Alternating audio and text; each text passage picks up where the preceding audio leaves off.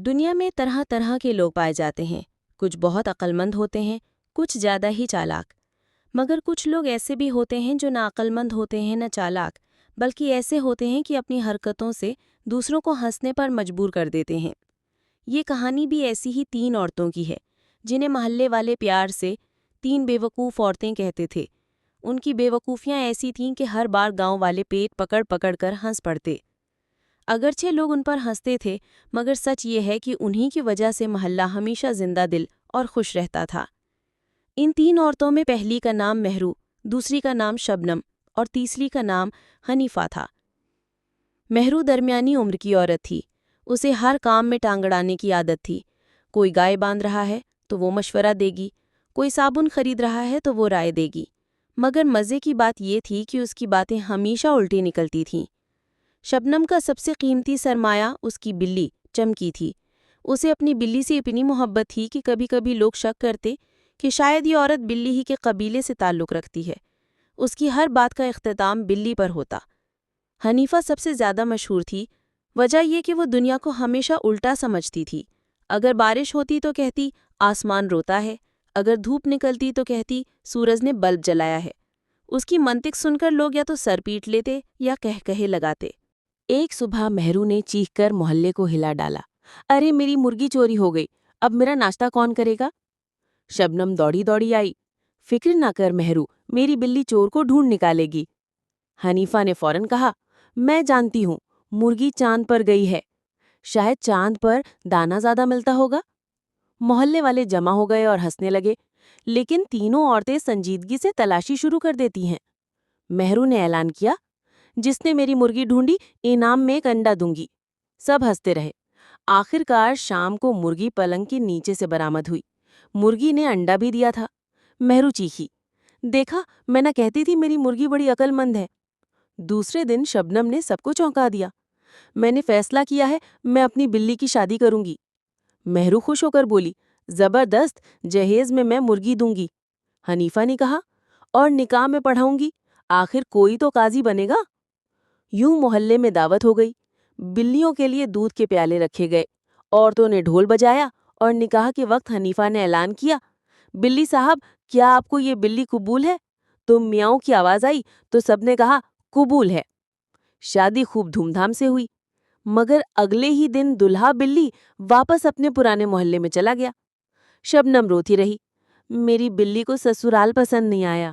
تیسرے دن حنیفہ نے کاروبار کرنے کی ٹھانی اور دکان کھولی۔ نام رکھا الٹی دنیا جنرل سٹور۔ چیزوں کی ترتیب کچھ یوں تھی، نمک شیمپو کے ساتھ، مرچیں صابن کے ساتھ، گھی ڈبوں میں، مگر ڈبوں پر لکھا تھا مٹھائی۔ گاہک آئے تو پوچھا، باجی چینی ہے؟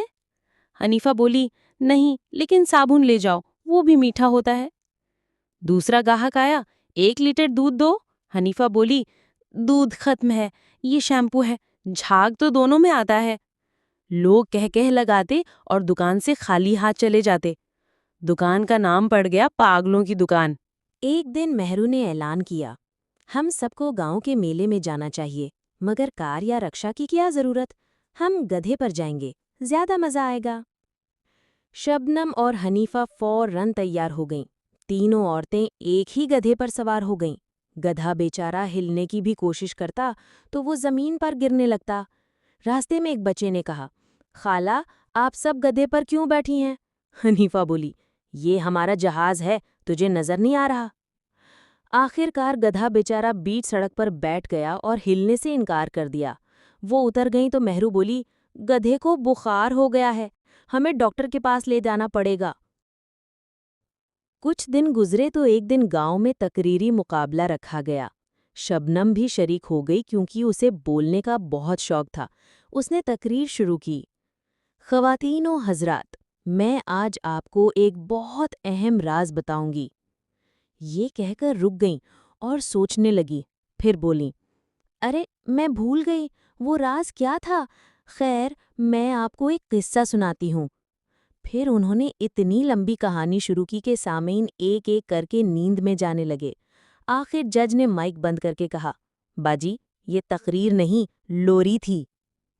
کچھ دن گزرے تو ایک دن حنیفہ بازار گئی آلو خریدنے۔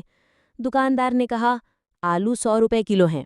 حنیفہ بولی، بہت مہنگے ہیں، آپ میری یہ ٹوکری لے لیں اور بدلے میں آلو دے دیں۔ دکاندار نے مان لیا۔ اگلے دن حنیفہ پھر آئیں اور کہا، بھائی مجھے اپنی جیسی ہی ٹوکری چاہیے۔ دکاندار ہنس کر بولا، یہی تو کل آپ بیچ گئی تھیں۔ ایک دن تینوں نے فیصلہ کیا کہ وہ شہر جائیں گی۔ ٹرین میں بیٹھیں تو پورے ڈبے کا سکون غارت کر دیا۔ مہرو بار بار کھڑکی سے سر نکال کر چلانے لگی، ڈرائیور آہستہ چلا، مجھے چکر آ رہا ہے۔ شبنم نے ساتھ بیٹھی عورت سے کہا، آپی دودھ ہے آپ کے پاس؟ میری بلی بھوکی ہے۔ حنیفہ ٹکٹ چیکر سے کہنے لگی، آدھا ٹکٹ دو، میرے جوتے گھر پر رہ گئے، پاؤں بھی آدھے ہی ہیں۔ پورا ڈبہ ہنسی سے لوٹ پوٹ ہو گیا۔ ایک دن گاؤں میں عقل مندوں کا مقابلہ رکھا گیا۔ تینوں عورتیں بھی شریک ہوئیں۔ پہلا سوال، سورج کہاں سے نکلتا ہے؟ مہرو نے کہا، ہمارے گھر کی چھت سے۔ شبنم نے کہا، جہاں میری بلی بیٹھے گی وہیں سے۔ حنیفہ نے کہا، سورج درخت کے نیچے چھپا بیٹھا ہے۔ دوسرا سوال، دنیا کا سب سے قیمتی خزانہ کیا ہے؟ مہری نے کہا، میری مرغی۔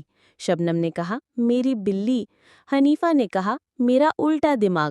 ججز نے کہا، یہ مقابلہ نہیں رہا، یہ تو مزاحیت ڈرامہ بن گیا ہے۔ مہرو نے ایک دن اعلان کیا کہ وہ محلے کو دعوت دے گی۔ شبنم اور حنیفہ کو بھی بلایا گیا۔ مہرو نے چاول پکانے کی کوشش کی مگر نمک کی جگہ چینی ڈال دی۔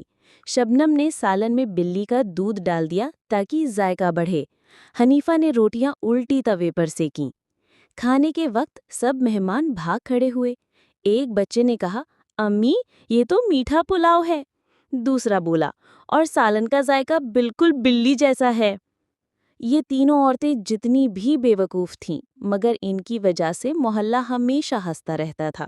لوگ ان پر ہنستے تھے مگر دل ہی دل میں سب ان سے محبت بھی کرتے تھے، کیونکہ ان کے بغیر محلے کی زندگی پھیکی اور بور ہو جاتی۔ اس طرح کی مزید کہانیاں سننے کے لیے ہمارے چینل کو لائک کریں، سبسکرائب کریں اور بیل آئیکن کو لازمی پریس کریں تاکہ نئی آنے والی ہر ویڈیو آپ تک پہنچ سکے۔